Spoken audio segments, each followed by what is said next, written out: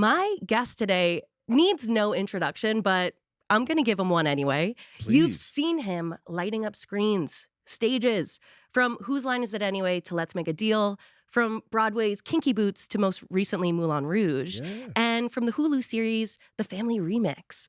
Wayne Brady has spent his entire career bringing joy and positivity to millions of people. But more importantly to me, I've gotten to see him when the cameras have been turned off and the audience has gone home. And what I admire most about him is his compassion and the way that he shows up for others and his professionalism. Every time I'm with him, I learn so much, and I know you will today too. So please, wherever you are in your car at home, stomp your feet, clap your toes, or whatever you need to do, and make some noise for Mr. Wayne I'm Brady. I'm trying to clap my toes right now. I'm trying. Sometimes you shoot, Oh, sometimes you miss, you know what? But I can do it. It's just not loud. But yeah, it's being done. It's these new generations of the babies, like the iPad babies. They know how to Uh, swipe already, and they know how to clap their toes. yes, they do. Yeah, Yes, that's they called do. evolution. So shout out to all the evolved babies. Yeah, we love you. We wish we were you, but we couldn't be. That's my new improv group, Evolved Babies. Evolved babies. I love that. That's some sort of movie. Well, Wayne, thank you for being here. I Oh, know thank you've been you. in New York City doing Moulin Rouge, and I know Yeah. you're so busy. So thanks for taking the time to do this. Like I said, the thing that I don't like and that I've learned after all these years of being in the show business is I don't like oh my gosh, you know what? Yes, I'd love to. I'd love when someone says I'd love to, that's a no.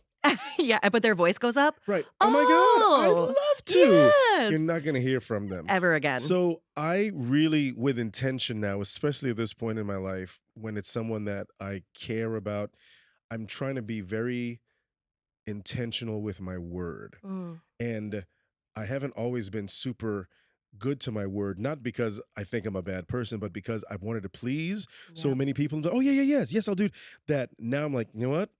I can't do that. But if it's something that I really want to do, I'll look at you like, yes, I will make that time. Yes, I'll do that. And even when I woke up this morning, like, I can't wait to get down there because I said that this was when I was going to get there and I get to spend time and do that. So that's something I think that you can always learn to be better about. So yes, I'm here and I'm so glad to be here with you. I love that. I love the growing of that. We're Yeah. always trying to get better. That's what this is about. Every day, especially right now on my on my Raya dating Hey. bio, Uh-huh. it's very short. It's like I'm starting my second act. The first act was cool, but I'm looking forward to the second act. And in this act, I want to learn. I want to make all the things that I don't think I got quite right in the first act. I really want to work on those. And that's one of those things, being very intentional with my word and my presence, being very present. Yeah, I love that. Actually, when I was younger, and I'm still going through that myself, but same way, I was like a people pleaser. I could be very flaky because I would say yes to something. I really wanted to do it. And then I did not have a very good discipline at the time, did not have good time management, and the day would slip away or whatever would happen. Yeah. And one of the meditation practices, I think I've spoken about this before, but for me, that was really helpful, was I would meditate in the morning and have these I am statements of I am a reliable friend. I am a Mm. vessel of truth and joy and laughter, like these things. And even though I know at that point, like in my early 20s, I was not that. I was not being that person at all. It helped me know that I can be that, not to feel shame when I didn't show up in those The moments. shame. And that's so, the shame is what always gets you. It's like, Because the shame makes you that if you don't show up and you know you didn't show up, like, oh, then that shame makes you avoid that person sometimes, or mhm. maybe you won't text, or maybe shame is just bad in general. It closes every It door. closes every single door and you end up living in shadow. You know, that thing that some people, regardless of if you're in a program or if you're in a therapeutic group, when they talk about, things that are done in the dark and the shame. And so whether it's the shame of, um, I stood that person up or I didn't show up the way that I wanted to. Now I can't talk to them. And then that turns into now I haven't seen them in 3 months. Well, at this point, I just don't even need to talk to you a year later. Yeah, And I they're actually have a dead to me relationship now. like that right now Mhm. that we, because of some things in our lives, we went from talking every day to now a year later, we finally have reestablished contact Yeah. because of shame on one of our parts. And so I'm really trying to do that, but I think I'm going to adopt your meditation because I don't really meditate a lot, which is something that I know I need to. Yeah. I know I need it.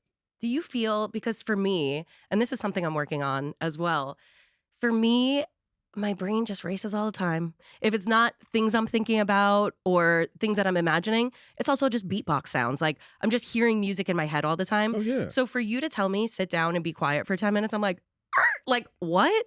That is impossible for me. So this really helped me, these like I am statements, because they grounded me and helped me set up this vision of who I wanted to be. And Mhm. at that point, it's, I wasn't that person when I was saying those things, but actually a lot of these things that I've been saying to myself since I was 20, I'm really proud of myself because now when I say them, I'm like, wait a minute.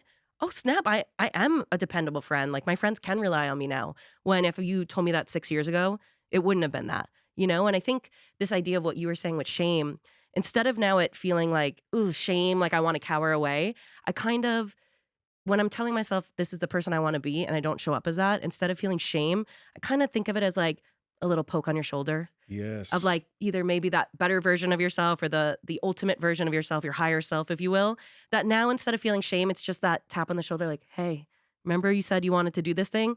All right, like let's just look at this. Do you think that you not answering the phone right now? Self accountability. And now thinking of it more of like a partnership between that, like being the best version I love and the that. best friend with the best version of yourself that you want to be. And how do you have that relationship with that person, even if you're not them? I love that because it's that thing of, not to get too deep about it, but even when we're taught in therapy about parenting your younger self, I do believe not only can you go back and you can parent your younger self because the way that you show up in life is a direct cause of the way that that child was parented, and sometimes you need to help.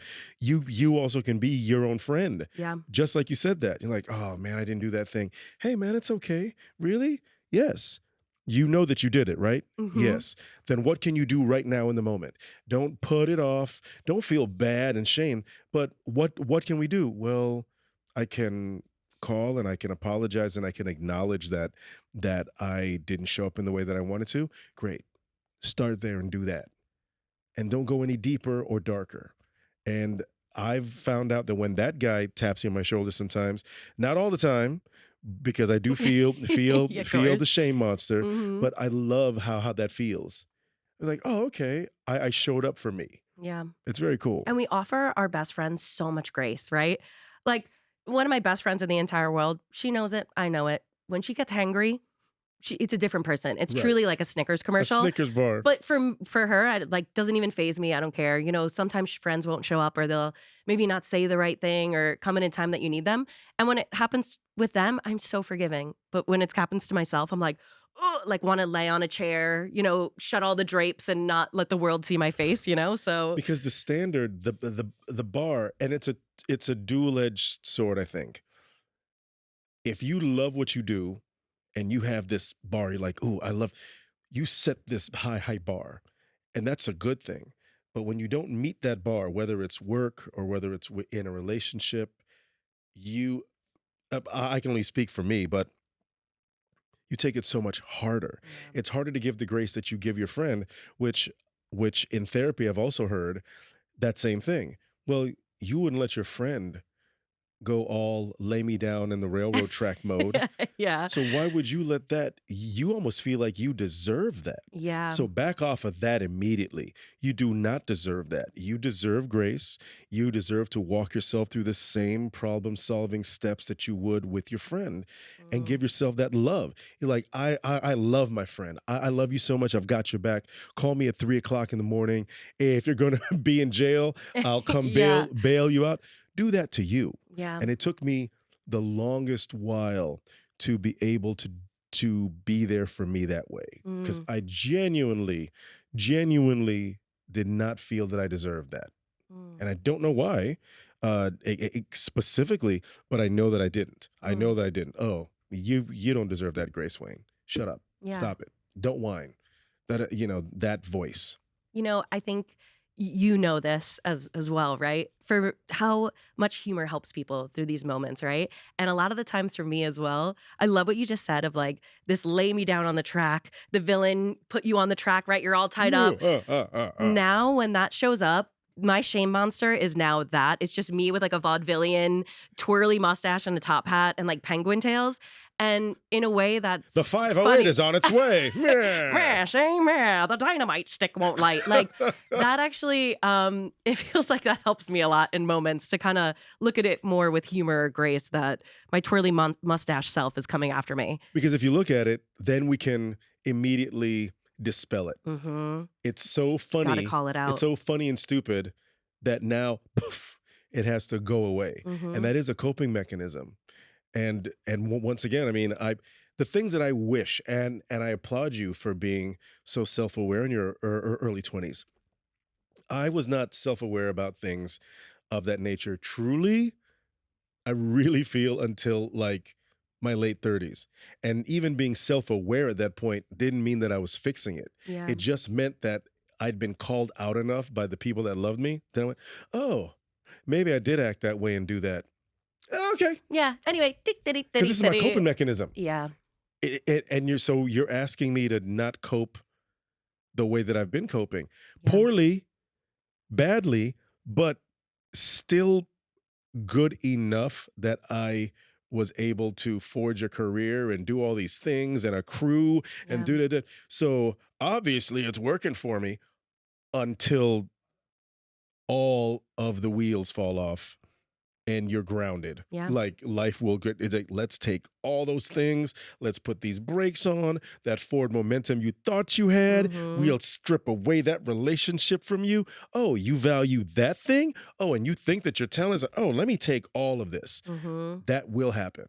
That will definitely happen. The universe will keep giving you the same lessons over and over again until you get it through your head, you And I've know? got a thick old head, Same, you know? thick old head. Well, this is the thing too that you touched on. You said now in this second phase of your life, you're really excited for what this newness brings. But your first phase of your life, one of my favorite parts of the Freestyle Live Supreme show that we did was True. True, exactly. That's my favorite It's part. the best part because I feel like also we got to all learn a lot about each other. Yeah. And you always spoke about your time in Orlando and like your early performing.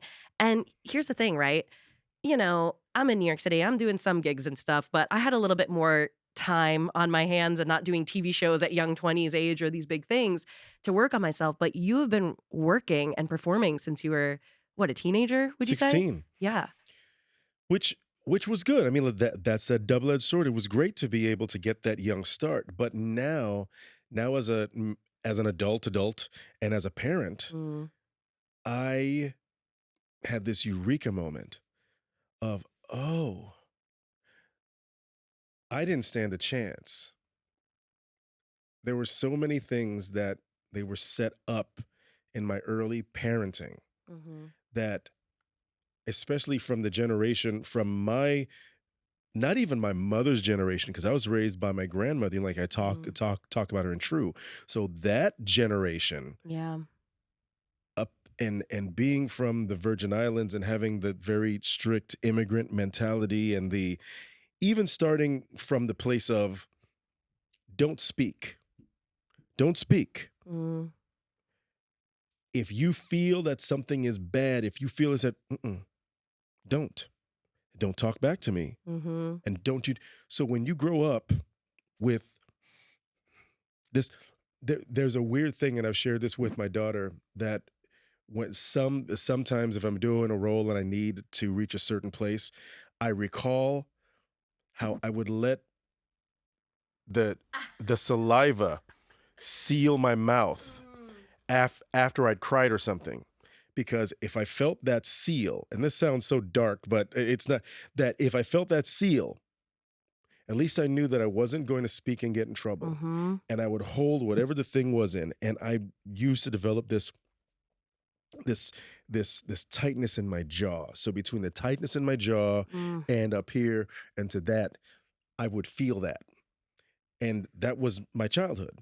Not to say that my grandmother was this evil, she was not it, but she was very strict, and it was Yeah. a certain way of respect, and you didn't talk about certain things. To this day, m- uh, we never talked about sex. We never talked about there were so many topics that we never discussed. So many Mhm. things were always left unsaid.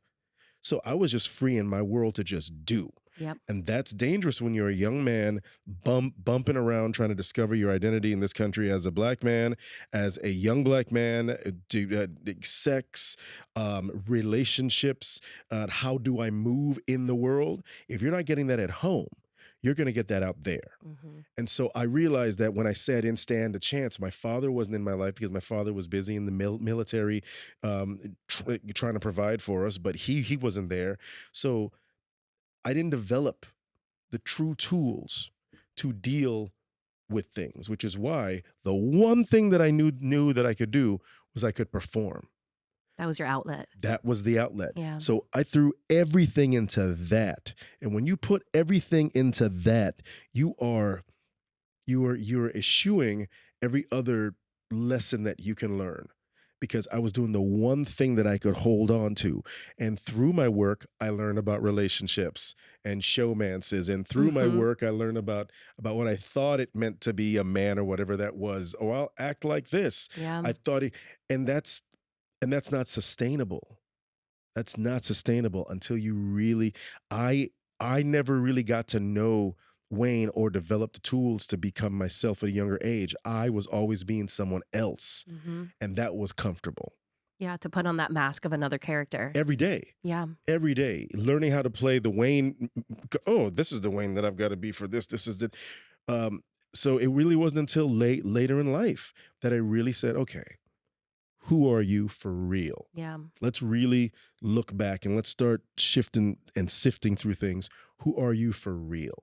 And similarly, I was raised by my mom was around, but my dad wasn't around. So I was raised by my grandparents when I was with my dad.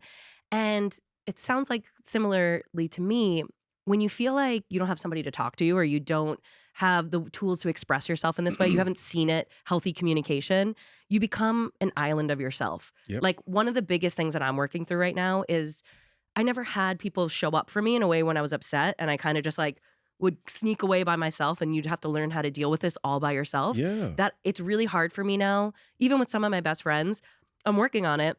They would turn it into a joke, especially, like, my younger 20s where they're like, "Oh, Kayla disappeared again," because I would just disappear from my best friends for, like, 2 months, and then I would come back and they'd be like, "What happened?" And I'd be like, "Oh, whoa," and I would just, like, unload and be like, "This was happening, and I was dealing with this," and they said and they're like, "Why didn't Wow. you tell me?"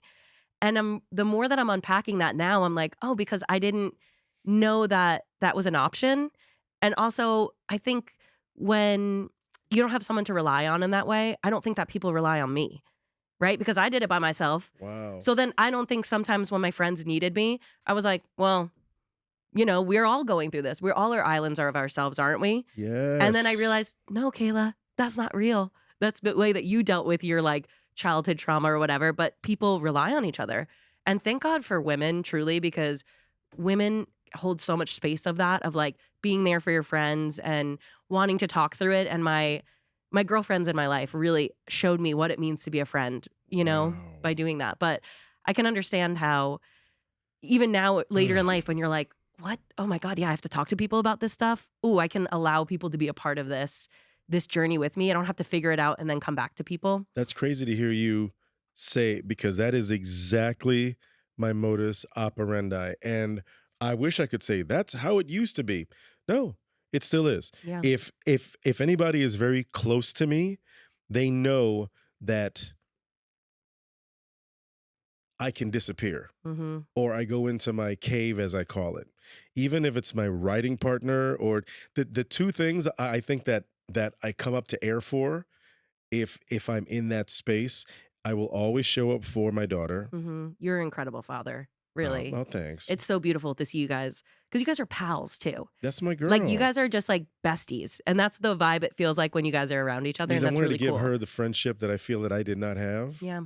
I'll show up for her, and I show up for work. Mhm. It's so weird that because I know, no, must show up for work. That's how I take care of daughter and Mhm. family. Because otherwise, I could easily, if something hits me the wrong way on the Mhm. wrong day, bye.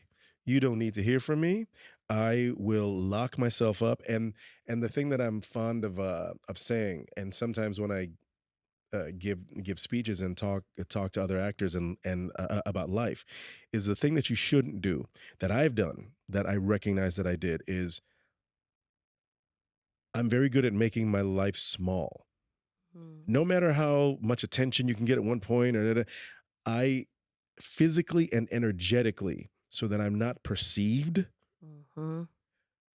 like I will, like at one point in back in LA, I had this ridiculous McMansion. I knew that I needed to sell that house the day that I stayed in the bedroom. I would stay in the walk-in closet of the bedroom Mhm. of the house, Yeah. and I'd set up my little office in my walk-in closet.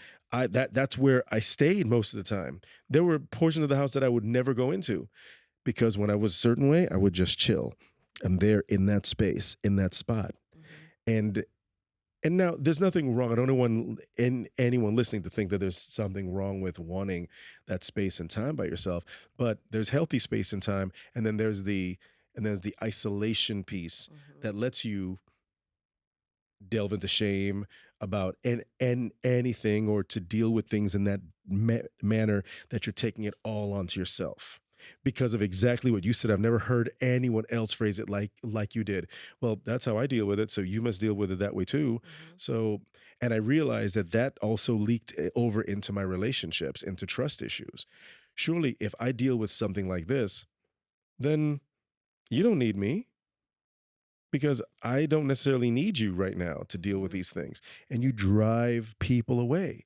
You drive these people away, which is why now I try to be very conscious of that energy of driving folks away, especially when I'm in a new situation. The little guy, Wayne, who immediately goes, oh, tries to be very, very, very, very small in the corner of the room. I walk into a space and I go, I just want to be supportive of whatever this thing is. So if we're working together, hey, I'm Wayne. Nice to meet you. I want to bring that energy into the room rather than, hi, I'm Wayne. And I'll shrink until I have to do the thing. I'm very Mhm. conscious of that now. And Yeah. if I'm meeting new people, or I'm always trying to gauge where that energy is, so I'm not making myself energetically small because I feel safe. Mhm. Yeah. And one thing about you too is like you have such great success, right? From what people could see and people perceive, right? Right. But also, when you come from, like, humble beginnings, right, sometimes it feels weird when you're in this life now, like a different type of life, right? So Yeah. what is the comfort? You wanna feel like you're back home again. You wanna feel like back in Orlando or like this when you didn't have these things on the outside. You didn't have the big house or anything, right? Right. It's like the way to come back to yourself in that. Yeah, which is healthy and also unhealthy if you let it. So what do you do? Like, if you find your moments where you're and not just maybe emotionally stuck, but maybe creatively stuck, or you could be emotionally stuck or in relationships, like what steps do you take once you kind of feel that, hey, hey, the little Yes, shoulder tap on you? What are your steps to being like, okay, wait, I got to get out of this. I need to really show myself or come past this moment. that's the first step, I think, is going, "Hey, okay, so what's going on?" Well, and I think recognizing building tools, that's what therapy is good for. Um, it's not a panacea, it doesn't just come fixed, it gives you tools. So, I immediately go, "Okay, what do I need for this situation here? What tool do I need for this Yeah, thing?" yeah. And I go from there. If it's and I try to catch myself in the moment. If I feel like maybe, like, let's say that someone says something that really bothers me, and I'm like, ugh, then immediately I have to catch myself and go, did they really just offend you, or did it spark something in you that takes you back to when you felt powerless as a child, when you didn't have a voice, you feel disrespected. That's such a big word that everybody likes to throw around, especially, as guys. Don't disrespect me. I felt disrespected in that meeting. I Yeah. felt disrespected by that person. It's like, did they really go out of their way to disrespect you? Mm, Or did you take it that way because of your past? Yeah. And I always have to check in with myself because I'm very, for someone who, when somebody's like, oh, you make jokes, it's like, I'm super sensitive. Mhm. I'm very sensitive. So I always have to do that little line check to make sure that it isn't young Wayne being hurt that then makes this guy become angry at whatever it is that you said. Because sometimes a well meaning joke is just a joke. Yeah. And sometimes something innocuous is innocuous. And let's just say that that person did want to go out of their way to piss me off. I don't have to rise to the occasion. Mhm. That little Wayne can feel that and go, he just said the thing. And then I can go, he did, didn't he? And then the other Wayne goes like, yeah, but so what? And then the Yes. three of us go, yeah, screw it. Yeah, it's gonna be okay. Yeah, it's fine. Yeah. And, I think that with comedy and some of the most successful people that are in comedy are the sensitive people, right? It's people who have gone through something and don't want people to feel that. They don't want people to feel that Right. insecurity or that pain. And what a beautiful blessing, right? From a very young age, I saw like a lot of negativity in my house. It was very dark and not good energy, but it did make me who I was because I realized when I was really young, like 7 or 8, I was like, oh, which isn't a good thing either because I'm also working on this where I was like, "Oh, I need to be the lighthouse for people." Like there's so Mm. much darkness, I'm going to be the lighthouse. And even if people are going through pain, it's just because they're lost in their own sea. Like how do I just be this? Now, with comes with that, now I'm actually trying to shake that and be like, "Hey, I don't always have to show up as the funny person, the positive person, the nice person, right? There can be other emotions that I also carry out into the world." Yeah. But you see that a lot with people, right? The people who have gone through it don't want to continue that. And I see that in your parenting as well, right? You're like, we're not going to continue the same thing that's happened anymore. So like how old were you when you were a father and how did that change you? And how did that change your life? Oh, best day of my life. I believe it was my 30th birthday. Incredible. And at my party, Mandy, my ex wife, her gift was ta-da, you're you're gonna be a baby. You're gonna be You're a gonna be a you're baby. She what? swaddled No, she's you like, oh and she no. I put was a like, she said you're gonna Yeah. be a father.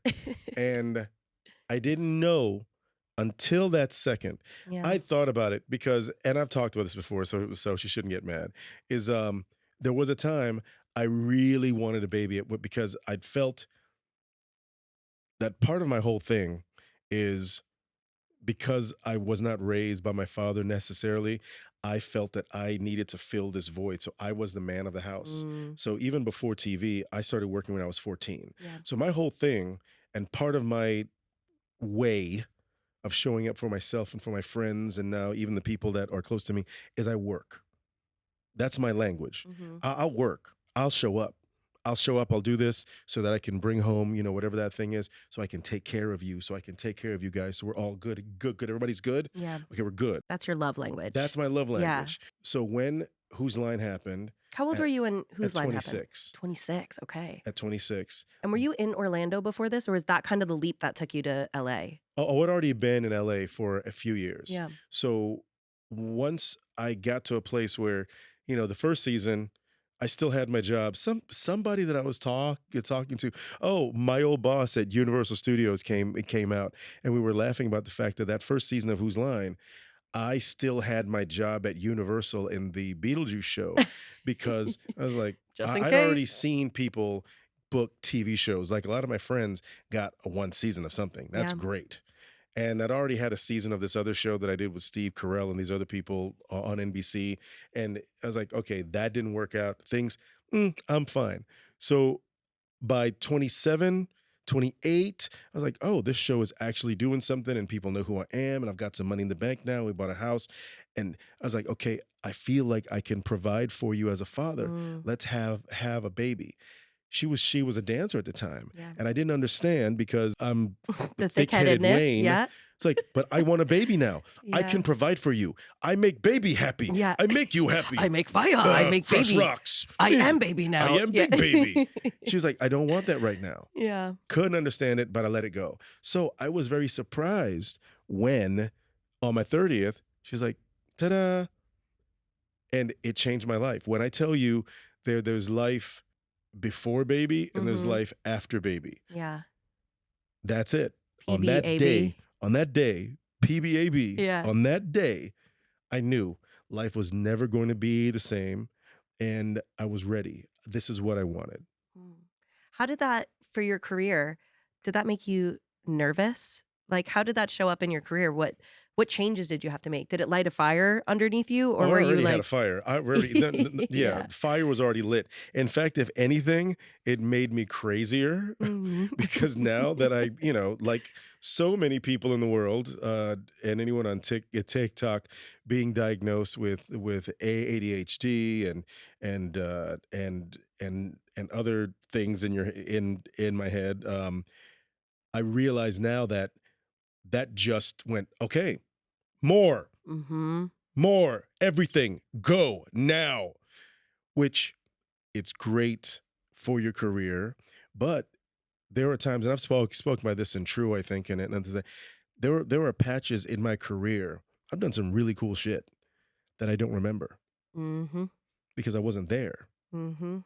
I was there long enough to get the thing and to start it physically, but then I picture Dream Wayne stepping out of Wayne, and as I'm doing this job, I'm already okay. Thinking about the next So let's thing. go. Let's get this whole thing done. So I was never present Mhm. because I need to make sure that my baby's okay. I've got to make sure that everybody's all right. I got to get that thing. I got to get the thing because I wasn't raised with this. I got to make sure she has the thing. Yeah.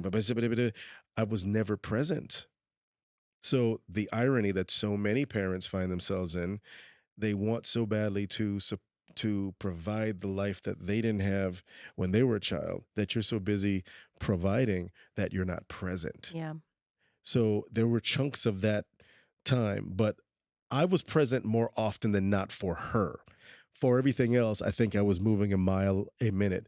But I always had that Harry Chapin song, the Cats in the Cradle.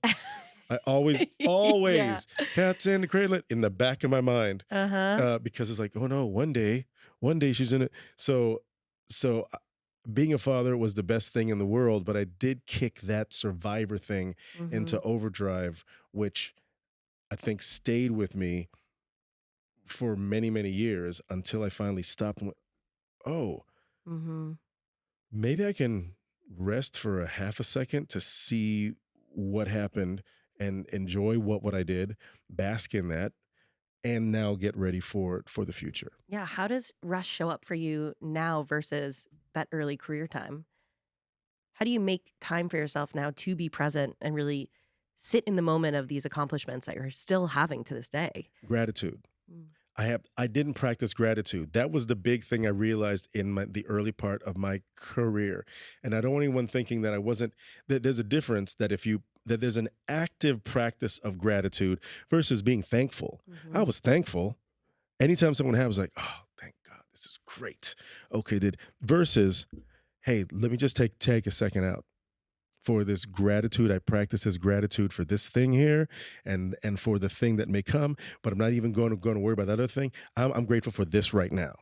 I'm grateful for this right now. That keeps you grounded. I had to start doing that. Even in some of my posts, if you follow me on Instagram, even when I started doing Moulin Rouge, Mhm. one of my first days, I had to stop right before I was going on. I had to document that because I said, hey, I'm really not good about this sometimes. So I'm being accountable online to Mhm. these people. Hey, gratitude. This is my fifth Broadway show. I barely remember the first two, Mhm. but I will remember this. Yeah. I'm in this. I'm here. I remember what this feels like. Oh, this breath feels great. Gratitude helps anchor a lot, even your personal relationships, because you don't take people for granted, right? Yeah. That I'm grateful that I know you. I'm grateful for my daughter. I'm grateful for these things versus, oh, yeah, you'll be there tomorrow, Mhm. because It's maybe not. are you grateful or are you taking it for granted?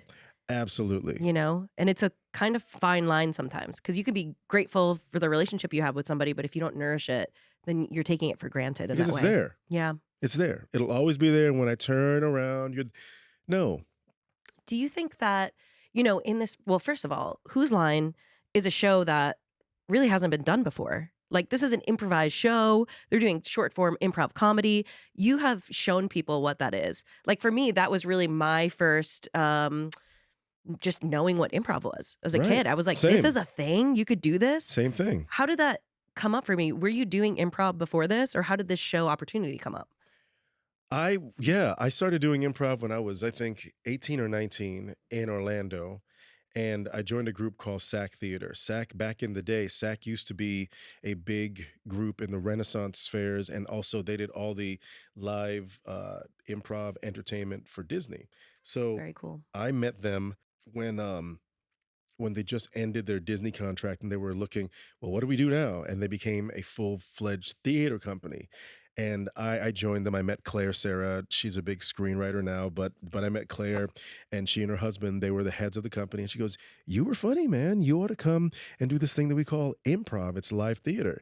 Little did I know that improv really was what Wayne did in his bedroom, Mhm. because I was so to myself that I made up scenes Yeah. and songs and recorded voices and raps and do all these things. But now there was a place to do it. It's like, Mhm. holy crap, really?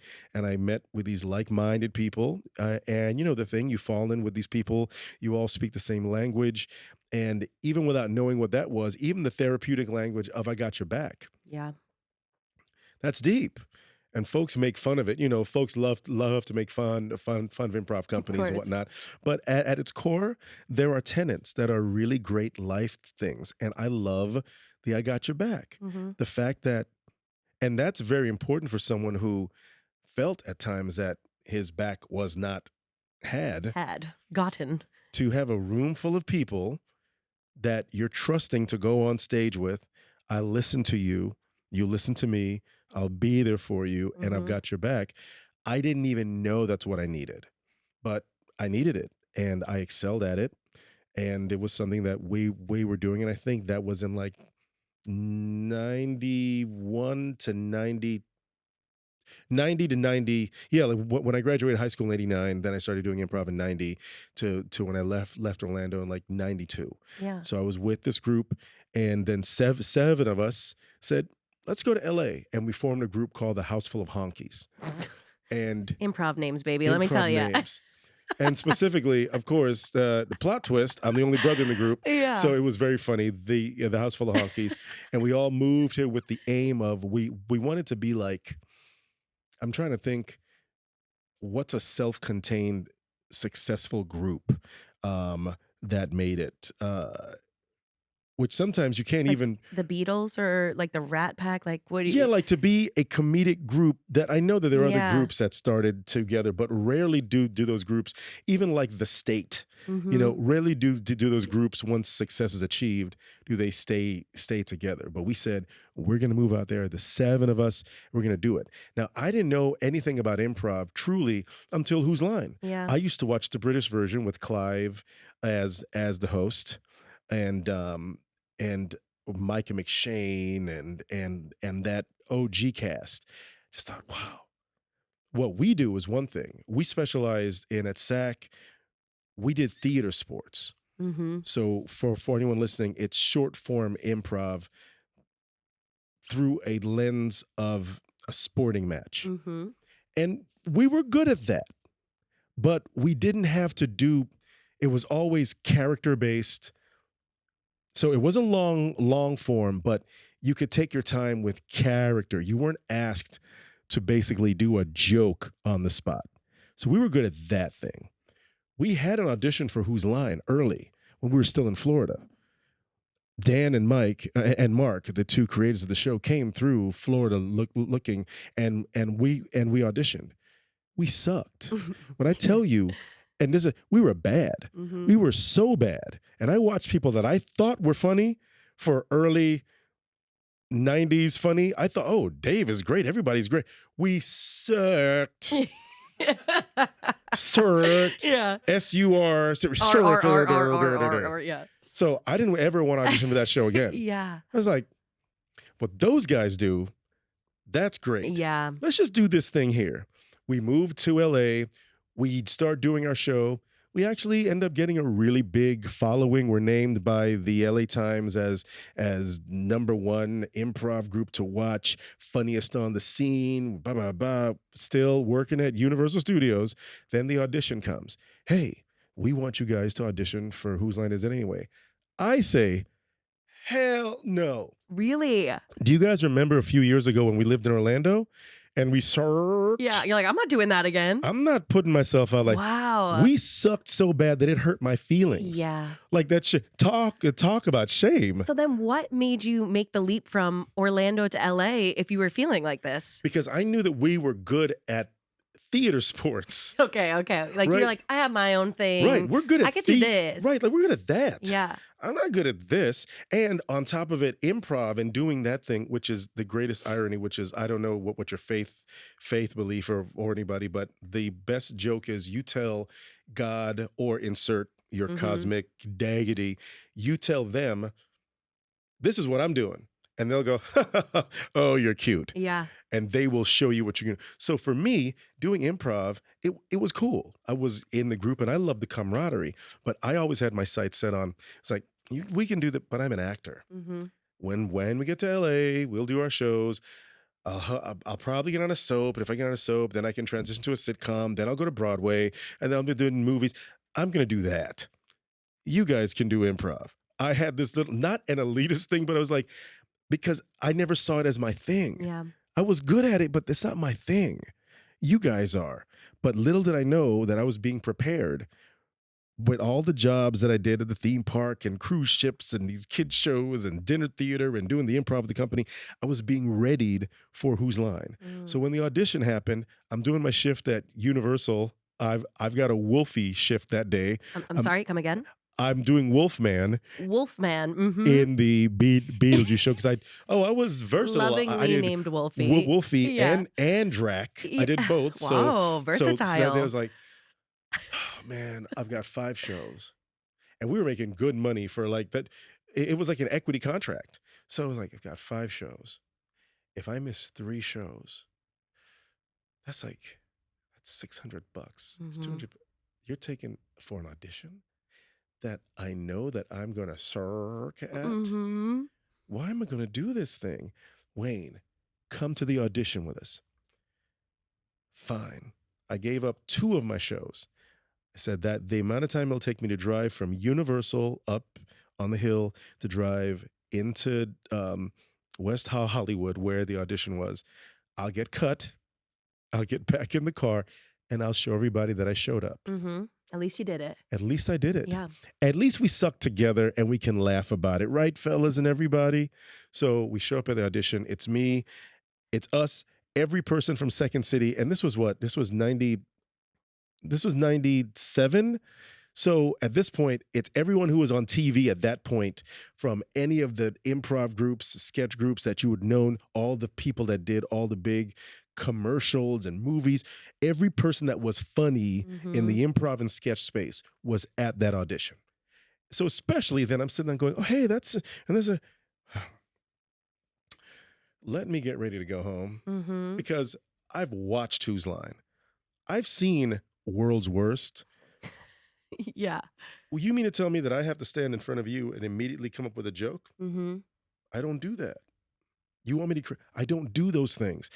Now, I keep stressing that to the listeners, the amount of negative self-talk that I was giving myself, even from the get-go of the audition. Yeah.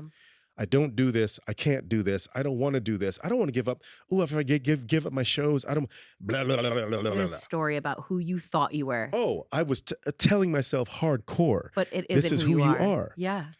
Well, fast forward through the entire day, we would go in groups of 5, 6. We do those games. All the games that I'd seen on TV that I was just scared shitless by. People cut left and right. Hey, I love that dude on his sitcom. Cut. The ShamWow guy out that's of a there. Mr. ShamWow. Yeah. Boom. He's Bye. cut. Yeah. Bye. Until we get down, now it's like 20 people. Yeah. When I stressed at first, there were a few hundred.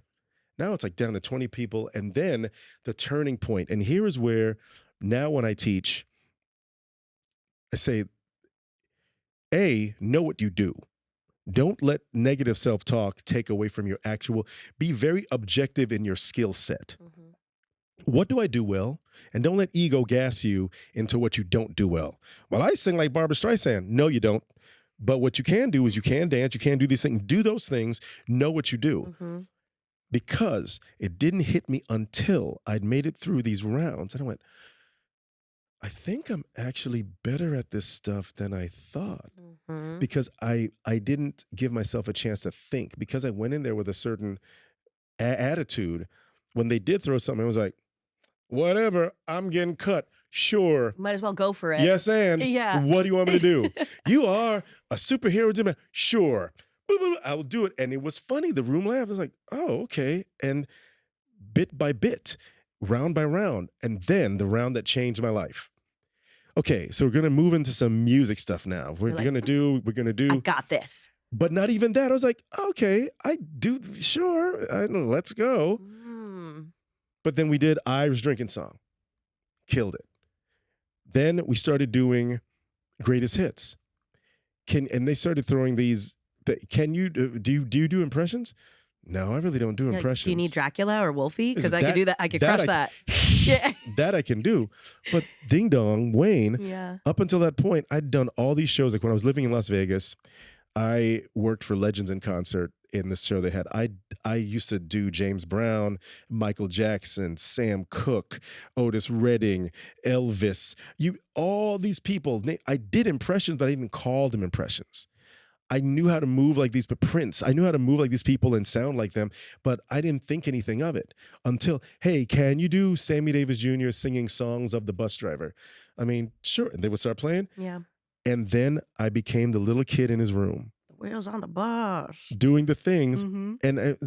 And I did them.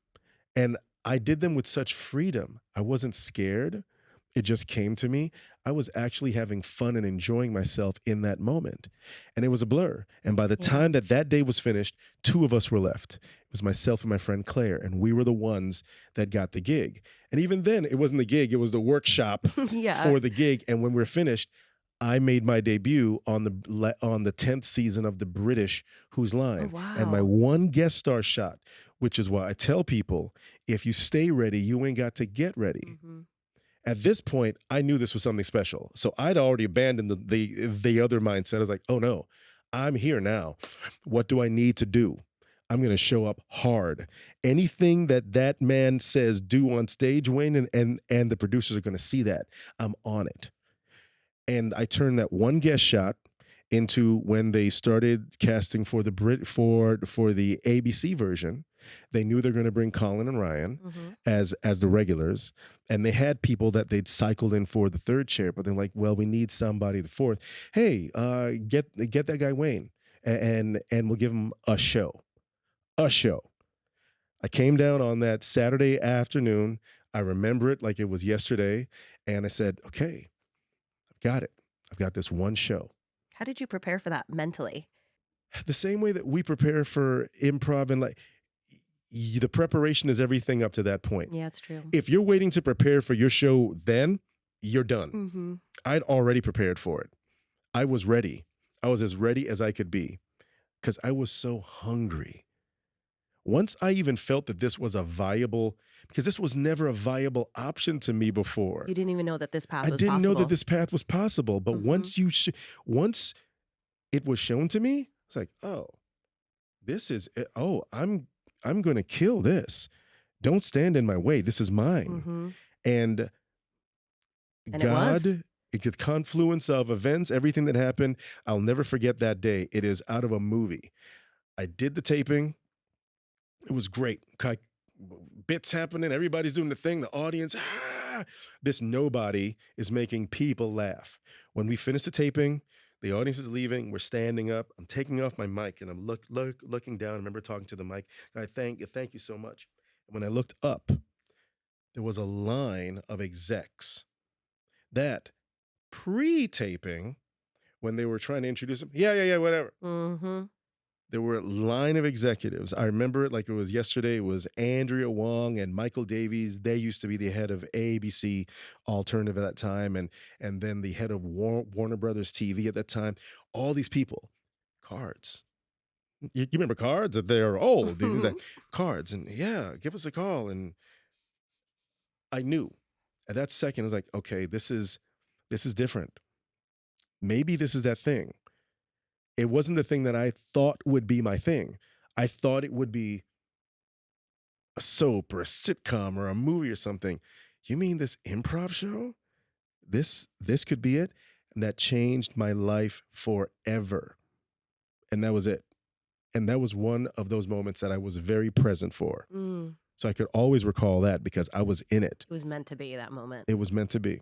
So, what would you say for people that are listening that are kind of at the edge of their own leap of faith moment, whether that's like with a relationship Mm. or in their job or their career, where they know that they want to do something, but they either don't see the way forward or their fear is blocking them?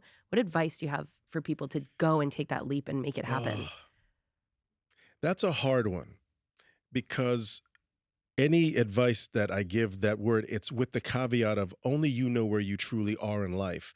And that's why I do say you must do an utter, and I can only speak for people in the artistic realm, right? Mhm. You need to do an utterly ruthless self evaluation of yourself. These are things that I do. Everybody lies on their resume at first and they fudge your special skills. Yeah, you Mhm. hope that no one reads it. Ventriloquist. Right. Yeah. You don't do. But I'm saying do it. If you're on the edge of making that life decision, do I continue doing this? Do I leave my job at the veterinary center and quit and delve into performing full time because I think I'm really, really good at it? And then, are you really great at X? Are you great at Y? What are the things that you can improve on? If some, if you were to watch you, what would you think? I just say shoot for that ruthless objectivity because when you make the decision, you can't make it from an emotional place. Mm. If we all made all those decisions from a strictly emotional place, it would be a Broadway musical where I think I am going to leave the veterinary center. Sorry, Dun, dogs and dun, cats. da, I'm da, ready to da, da. dance tonight. And then you go out in the world That's a hit, though. and then you're ready to go out Yep. and dance. And then you're broke and you don't get cast in anything. And or you say, I'm ready to leave, and the song starts, but you only can sing that song because you go, check. I can do this. Check. I can stand up against the competition. Check. I know that if I were to go into a dance call, I can do a double or I can do a triple Mhm. or I can kick. If I can't, then okay, then I'm not going to do that. I'll do these things. Know what makes you the most important you in the room. You're not going to be anybody else. And I know that we hear that growing up, but it doesn't matter. I still compare myself to other people when I see them like, oh, Leslie Odom. I could do that. Leslie Odom is a beast. I love Leslie Odom. He's amazing. Shut the hell up, Wayne. Mhm. You're Wayne Brady. You've done your thing over here. Shut up, Wayne Brady. Stop that. The second you do that move, don't do that move. Do this move. Well, what do I do? What do I do well? What can I not do? What can I grow at? And then once you've done that whole thing, then make your decision. Treat it like a business. Treat it like a life business. I'm going to go into business with myself right now, and my business has decided that we're going to leave the venture that we are currently pursuing, and we're going to do that. It can't be a strictly emotional thing because yes, it works out for some people, but you really do want to make sure that you're making the best possible move.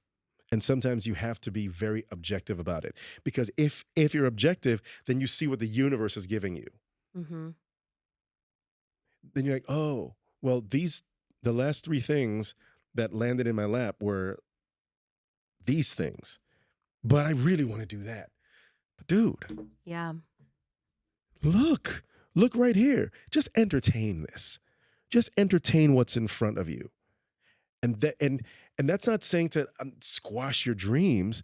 It's how do we achieve our dreams in in an orderly fashion that can actually be sustainable and healthy. That's what I think. And that's just my opinion. As someone who did make a lot of decisions emotionally, Emotionally, it yeah. just worked out. Mhm. But when I decided one day was like, I moved to LA.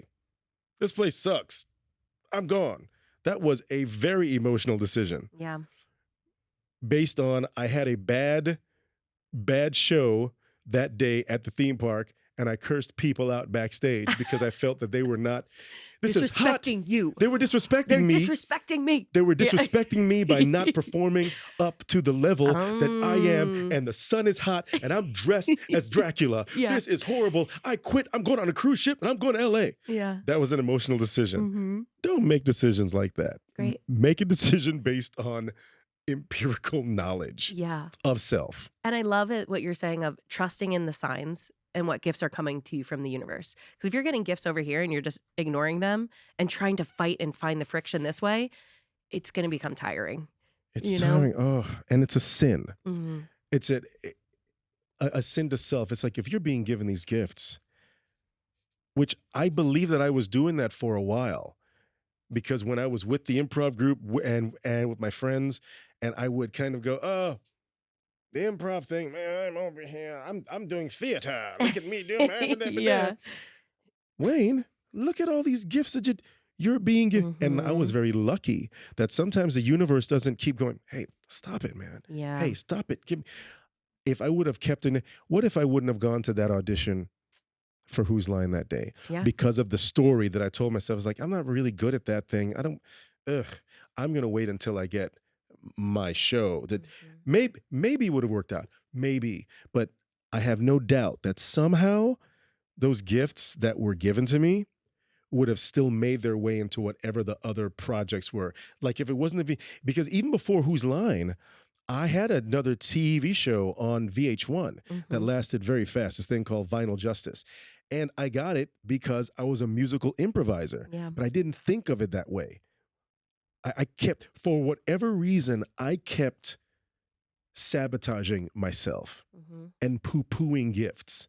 And it seems because sometimes when we have inherent gifts, we're like, well, it's too easy, right? It's too easy. That part. No, I want to go do this thing, but it's like, this is your gift. The things that have come easier in your life, it's because that's what's inside of you. And this is part of your purpose. And what I really love what you've been saying about this that is standing out to me is we have stories of ourselves, but you don't know who you are until you do things, until you put action to it. And Mm, go out and surprise yourself. Don't listen to the story in your head. While we think that we know ourselves better than anyone else in the world, we actually don't, because what we talked about before, we put so much pressure on ourselves. We put so much shame on ourselves. We put so much stress into opportunities. These things that come easily, that's the path unfolding for you. The path can be easy if you just accept the gifts. Really, like you said, be self-aware of these things that are inside of you that come easy or come naturally, or is just like, well, I've been doing this my whole life. I've been doing this as a kid. And it might not be something like performing. It could be the way that you show up for a friend, the way that you exactly. listen to people. Some people are great at being connectors, like really holding communities together. Anthony. Anthony is that Connectors. You person. know what I mean? Yeah. Like those are gifts that you're here for and to help make life easier for everybody, including yourself. So, That's Lane, beautiful. I want to respect your time today. I know you have a really busy Oh, day. You have a thank show you. in a few hours, but I have to say, how many times do you hear people say like, "Don't meet your heroes"? They're smoking cigarettes out of like a hole in their neck. Don't meet your heroes. Wayne, it could literally not be further from the truth when it comes to you, my friend. I You got just wi- Dracula, I got cigarettes. I just wish now that when I would have met shit freestyle loves from a turnaround, like, hey, how you doing? Hey, don't talk to him. You're gonna have a bad day. Literally, Wayne is a complete opposite with you. You are so genuine. You're so kind. You are so living your purpose. But my favorite thing about you is that while you live your purpose, you go down your path, but you hold the door open for everybody behind you. And I'm sure, and you know even more than I do, in this industry, sometimes when people get acclaim or money or influence, it shows who they really are, you know? It's an amplifier. And you amplify all that is good in the world and joy. Oh, And it come is just on. so fun to watch you on your journey. And I'm really excited of this phase 2 in life. Thank And you. I'm really excited to see where it comes from. And Thank of you. course, no matter what you do, you always have me rooting for you and And I'm proud of in your you. I'm corner. proud of what you've built. I'm proud of watching since the early days when you joined the crew, and to see where you are now, and to even listen to where you come from in life. That's inspiring to me. You inspire me. It's just and I think that's the best thing about not being isolated. If I would lock myself away in the hidey hole Mhm. that I do, I would never be able to come out and ride my bike and come and hang out with you, Yeah. because you just set the tone for the rest of my day. Mm. And I appreciate you so much for that. I love you, buddy. You have so much coming up. You're going to be in more shows. Follow Wayne. We got more Just shows? follow Wayne. He's always here, there, and everywhere, and he's just the best. He's a genuine light in the world. So thank you, buddy. Enjoy their show tonight. Go Thank crush you. it. I'm gonna do my best. Break a I'm gonna leg. do my best. Thanks, bud. In my Dracula outfit. Don't meet your heroes. Never.